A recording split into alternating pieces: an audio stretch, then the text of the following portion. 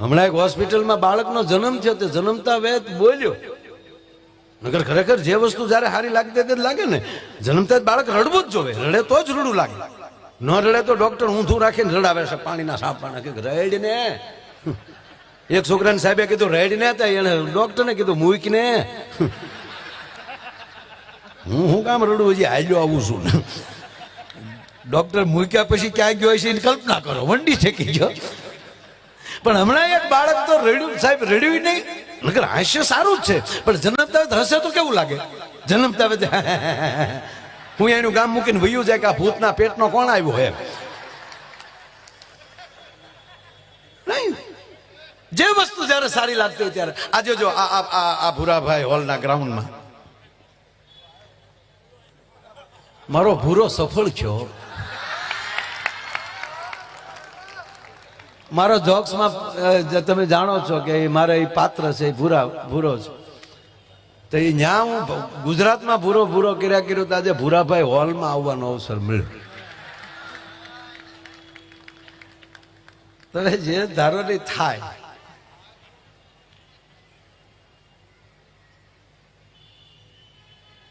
જન્મતા આ બાળક રડ્યો નહીં, હસ્યો નહીં, બોલ્યો. સીધો પુષ્પાનો ડાયલોગ બોલ્યો અને ત્રાહો જન્મેલો ઝુકેગા નહીં ચાલા. નસ ભખ દિન પડી ગઈ. પુષ્પા. વચ્ચે એક બીજું કહું, અમારે ભાવનગરની હોસ્પિટલમાં એક બાળકનો જન્મ થયો. જન્મતા વેદ બોલ્યો. જન્મ થયો ને તો નશુ બેઠી બેઠી ગાંઠિયા ખાચ્યું. ગાંઠિયા ફાળી ગયો તો બેઠો બેઠો કે હાલે લે પાછો ભાવનગર આવી ગયો. પાછો ગાંઠિયા ફાળ્યા તો દાજી થઈ ગયો. હરેશભાઈ આવો. વાહ વાહ, અમારા હરેશભાઈ દોશી, સ્વાગત છે. બેન આવો, પધારો બેન. વાહ. ઓલો સીધો પુષ્પાનો ડાયલોગ બોલ્યો એટલે પછી સંશોધન કર્યું. આ ખરેખર તમને કહું, જે વસ્તુ જયારે સારી લાગતી લાગે ને. આજે તમે અત્યારે બેઠા છો અને અહીંયા આપણે આનંદ કરીએ, આવા લાખાણા મહેમાનો બેઠા છે. અહીંયા 2 દી પછી કોઈ ન હોય અને હું ઓસમાણભાઈ 9:30 અહીંયા આવીએ અને હું ચાલુ કરી દઉં મોરબન ઈથન ઘાટ કરે. આખું કાંદીવલી નહીં, મુંબઈ આખું કે એટલું નહીં. હવે તો મોબાઈલના માધ્યમથી દુનિયા કે માયાનું સટકી જોઈએ ભાઈ, એકડું એ જ કરે.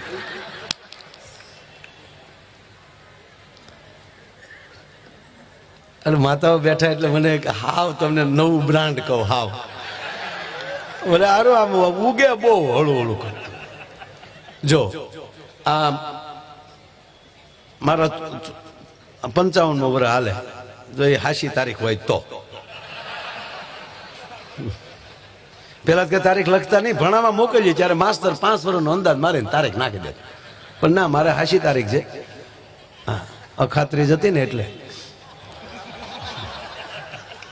તેથી અખાત્રી હતી. ભાઈ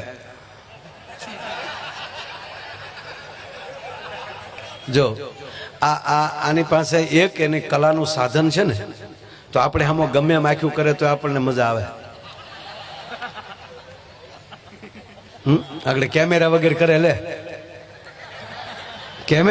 કેમેરો ન હોય ને આપણે આમાં એમ આખ્યું કરે, એક બેન કરે. જો આ કેમેરો છે તો આપણે આમાં એક આંખ આમ બંધ કરીને આમ કર્યા કે આપણે વાંધો નથી આવતો. શું કામ?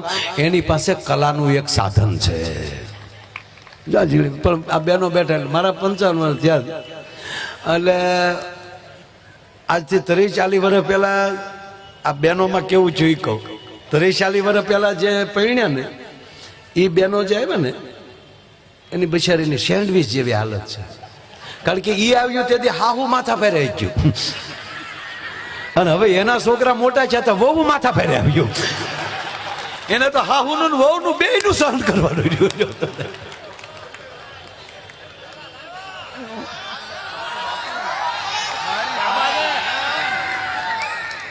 નહીં, દરેક પ્રોગ્રામમાં એખાદી આઈટમ તો એવી હોય જ છે કે પહેલી વાર રેકોર્ડિંગ થતી હોય. હા, કારણ કે રોજ નવી કુપલ ન ફૂટે ને માનવાનું ઝાડવું હુકાઈ જવાનું છે. એમ માણસમાં રોજ નવો વિચાર આવે ત્યારે માનવાનું કે જીવતો છે એનું પ્રમાણ છે. અમુક તો 80 વર્ષ સુધી ઈ ના આપણને ન પહોંચાય. તું આવ્યો જ નકામો, ખોટો ટ્રાફિક કરવા આવ્યો. આ તમે કલ્પના કરો 1 કરોડ 140 કરોડ સહી એમાં તમે ઓળખો એટલા કેટલા બસ ઈ જીવે છે બાકી ખોખા જાટા મારી છે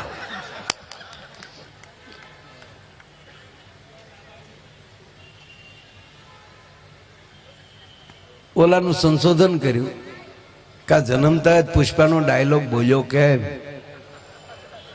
એ સંશોધન કર્યું ત્યારે જાણવા મળ્યું કે આ છોકરો પેટમાં હતો તે એની માએ 45 વાર પુષ્પા જોયું હતું સાહેબ પાયાના સંસ્કાર છે એ ગર્ભ સંસ્કાર છે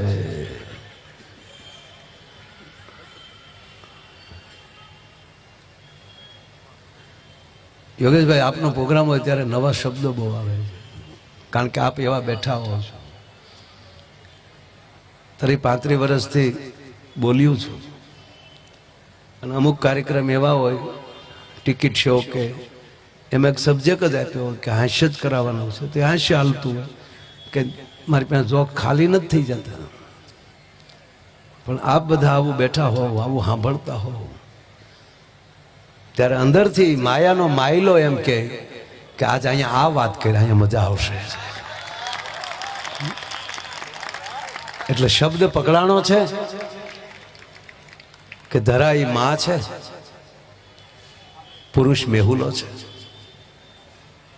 માં કેટલું ગ્રહણ કરી શકે અને એના સંતાનને કેટલું આપી શકે અને એટલું જ કહું બાપ કે એટલું ધ્યાન રાખો તો ભારતમાંથી વૃદ્ધાશ્રમ નીકળી જાય તમારે જ્યાં લખો ત્યાં લખેલું છે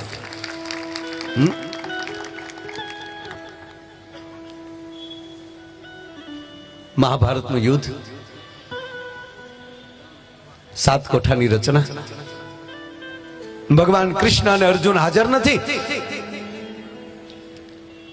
અને રાત્રિનો નિર્ણય થયો કે આવતીકાલે 7 કોઠાનું યુદ્ધ છે તો 7 કોઠાના યુદ્ધમાં આ યુવાન બેઠા છે એટલે કહું છું મારા બાપ તેથી 21 વર્ષના અભિમાન્યુએ બીડું ઝડપ્યું કે ભલે મારા પિતાજી અર્જુન ના હોય પણ 7 કોઠાના યુદ્ધમાં કાલે અભિમાન્યુ ઉતરશે આપ જાણીએ છીએ 6 કોઠા સુધી લડે છે 7મા કોઠામાં કર્ણ જેવા દુર્યોધન જેવા ગુરુ દ્રોણ જેવા દયા છોડી દીધી અને તમામ યુદ્ધના નિયમોને એક બાજુ મૂકી અને એક 21 વર્ષના યોદ્ધા ઉપર ઘા થાય છે અભિમન્યુ કહે છે મામા કૃષ્ણ આ લોકો નિયમ તોડી દીધો છે ઉરતથી નીચે છું નિહત્થો છું અને મારા ઉપર ઘા થાય છે અંતે જાણીએ છીએ કે અભિમન્યુનું મૃત્યુ થયું આ દેશનો અદ્ભુત યુવાન 21 વર્ષની ઉંમર હતી અભિમન્યુની બાપુ સાંજ પડી અભિમન્યુનો દેહ પીડ્યો છે ફૂલનેથી ઢકાણો છે અને એની માતા ભગવાન નારાયણની બેન સુભદ્રા કાંડા પસાડે છે દીકરા જાગો અભિમન્યુ જાગો બેટા એમાં કૃષ્ણનો પ્રવેશ થાય છે નારાયણ હાલ્યો આવે છે સુભદ્રાએ દોટ દીધી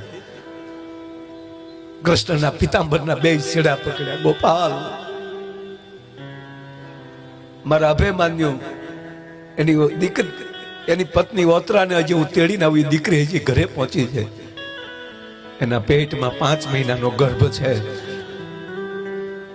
અને મારી ઓતરાના દીકરાએ એના બાપ અભિમન્યુનું મોઢું નથી જોયું તારી જેવો મારા ભાઈ હોય અને તારા ભાણેજને આ હાલત અને બેઠો કર નહીતર મારા પ્રાણ કાઢી નાખું એટલું નહીં ભગવાન કૃષ્ણ કેવલ ઉભા છે હલે છે આખો જેમ સુભદ્રા હલાવે એમ હલે છે મૌન ઉભો છે નારાયણ અને ત્યારે સાથી ઉપર ઢીકા મારે ગોપાલ તને કહું છું ગોવિંદ મધુસૂદન તને કહું છું મારો દીકરાને ઉભો કર કૌરવે કપટથી મારા દીકરાને ઘેરી લીધો પણ જો એક પછી એક આવ્યા હોત તો ખબર પડે કે સુભદ્રાના ધાવણમાં શું તાકાત છે મારા દીકરાને કપટ કરીને માર્યો છે ગોપાલ અતિ રુદન થાય છે કૃષ્ણ ચટકો કરે છે સુભદ્રાનું બાવડું પડે. સાવધાન સુભદ્રા, ધીરજ સુભદ્રા, કે તો ગોપાલ હું શું કરું? અને હવે કૃષ્ણ બોલે છે, સાંભળ સુભદ્રા, તારા અભિમન્યુનું મૃત્યુનું કારણ તું છો. ગોવિંદ, હા તું છો. ગોપાલ આવું ન બોલો બાપ. ખા બેન. અને સાંભળી લે બેન, એ સુભદ્રાને નથી કૃષ્ણ કહેતા, જગતની માતાઓને હવે કહે છે કે સાંભળી લે સુભદ્રા, અસ્તિત્વ બોલતું હોય, નારાયણ બોલતો હોય ત્યારે એને સાંભળી લેજો. હું તને બેસાડી, તારા પેટમાં અભિમન્યુ જ્યારે હતો ત્યારે હું તને બેસાડી રાત્રિના સમયમાં, અને હું તને 7 કોઠાની વાત કરતો તો હું તને નહોતો સંભળાવતો, અભિમન્યુને સંભળાવતો તો પેટમાં. હું તને 7 કોઠાની વાત માંડીને બેઠો હતો ને બેન, ત્યારે 6 કોઠાની વાત તે સાંભળી, 7મા કોઠાની વાત ચાલુ કરીને તું સૂઈ ગઈ. એ તારી નીંદરે તારા દીકરાને કાયમ નીંદર આપી દીધી છે. અને સાંભળી લે સુભદ્રા, એ 7 કોઠાની વાત જો તું સાંભળી ગઈ હોત તો પૃથ્વીના પડમાં કોઈની તાકાત નહોતી કે મારા ભાણેજનો કોઈ વાળ વાંક્યો કરી શકે. પણ તારી નીંદરે તારા દીકરાને ગર્ભ સંસ્કાર ન અપાણા એટલી ખામી રહી, અને એટલે મેઘાણીને લખવું પડ્યું સાહેબ કે પેટમાં પોઢી હેજી સાંભળેલી શિવે રામ લક્ષ્મણની વાત.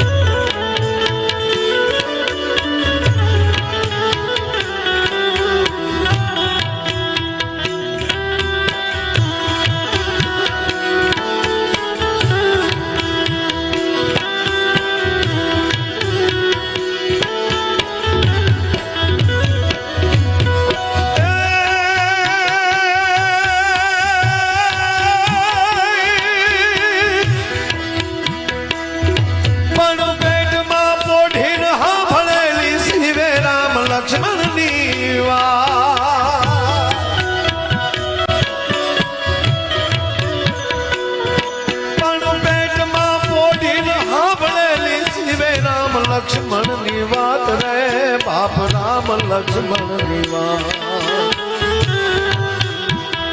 બાલુડાના મુખ સે દીધી ઓડી એની ઊંઘ તે દીધી.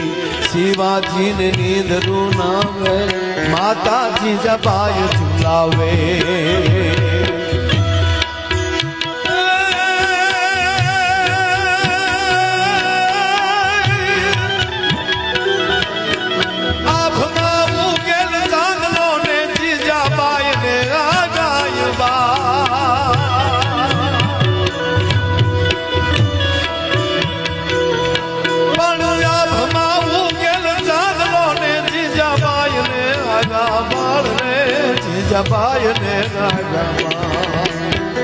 બાલુડાની માત હિચોને ધાણા ડુંગરા ડોલે. શિવાજીને નીંદર આવે. સંસાર ખોટો કે સપનું ખોટું, આમાં કાંઈ હળ હુજે નહીં. જાગીએ છીએ એ હકીકત હતી કે સૂતી વખતે સપનું આવ્યું એ હકીકત છે. અથવા તો એક બહુ ઝીણી વાત, હાવ શબ્દ પકડો છો એટલે મજા આવે. એક માણસને નીંદર આવી, એ સૂઈ ગયો, એને સપનું આવ્યું, સપનામાં એ પતંગિયું થઈ ગયું. હવે એ પતંગિયાને પછી નીંદર આવી, એ પતંગિયું સૂઈ ગયું, એને સપનું આવ્યું, એ સપનામાં માણા થઈ ગયો. આ વાત છે. આ સંસાર ખોટો કે સપનું ખોટું, એમાં કાંઈ હળ હુજે નહીં.